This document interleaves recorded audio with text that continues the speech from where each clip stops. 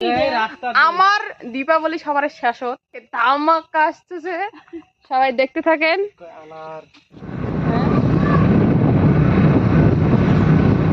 আরে খারাপ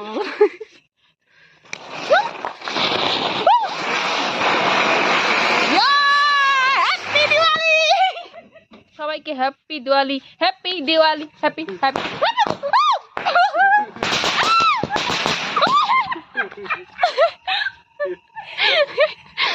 ও গা বলি সেলার নাম পড়া যাং। চলো চলো চলো চলো, এটা হবে 3য় নাম্বার। সবাই একটু এনজয় করেন।